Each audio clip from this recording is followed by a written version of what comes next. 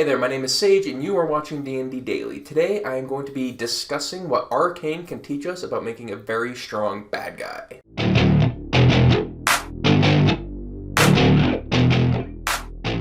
This video will contain spoilers for Arcane. If you don't know what Arcane is, it's an animated series on Netflix. If you haven't seen it yet, you're doing yourself a disservice because this show is a masterpiece. Go watch it, then come back to this video and any other Arcane videos that we do because we're going to be using Arcane to help us grow as both players and DMs. Today, we are focused on Silco, the main antagonist of Arcane. Silco is a captivating villain. He manages to find that balance where we as viewers get why he's doing what he does, while simultaneously cementing that despite our understanding, he's not a good person. In this video, I'll be discussing 3 lessons I took from Arcane about writing a strong villain. Lesson 1. Villains can be right. Silco's point that the Undercity is being used and exploited by people who don't have their best interest at heart is absolutely accurate. We witness the Topsiders meeting again and again, and what we see is that there is no voice for the Undercity. No one to say that the decisions of the Council are literally poisoning their air, or that they are starving, or that they're freezing. They are unrepresented and mistreated. Silco sees this and wants to change it. He's right in this. So why is he a villain despite being absolutely correct? Because his way of changing it is ultimately hypocritical. He exploits the same people he condemns the Council for exploiting. He does this with a drug that makes them feel powerful for a short time before they have to return to their powerless existence. Their addiction to his drug is what solidifies his power. He is no better than the people he condemns. This plays a big part in what makes him a fantastic villain. His goals are so right, yet his way of getting to them is all wrong. Him being a very goal-oriented individual leads into our second lesson.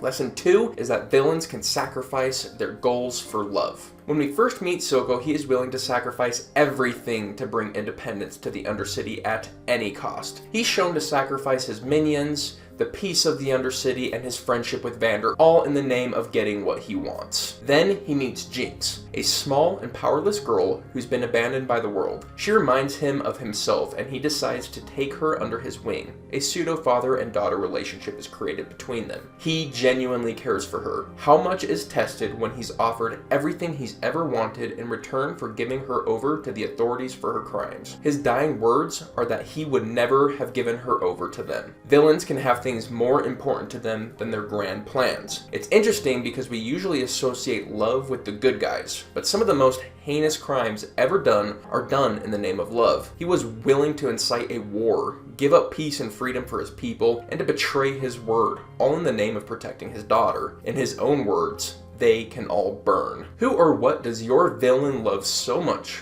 that they would give up all their plans and machinations to protect? The change in Silco brings us to the third lesson. Lesson 3 is that villains can grow. This lesson has a fair share of overlap with lesson 2, but I still feel like it's worth its own discussion. Silco is not the same person from when we first meet him to when we see him off. He gets his own character arc that is shown via his foil, Vander. At the beginning of the series, he criticizes Vander for giving up the fight against the Topsiders, just to protect his adopted family. By the end, we see him sitting next to a statue of Vander saying he finally gets it. He understands why Vander did what he did because he's about to do the exact same thing. The big difference between Vander and Silco's choice, though, is Vander ended a war to protect what he loves, while Silco is starting one. Villains can grow and evolve into new people. This doesn't mean that they have to evolve into a better person. In fact, they can often evolve into even scarier, more intimidating villains.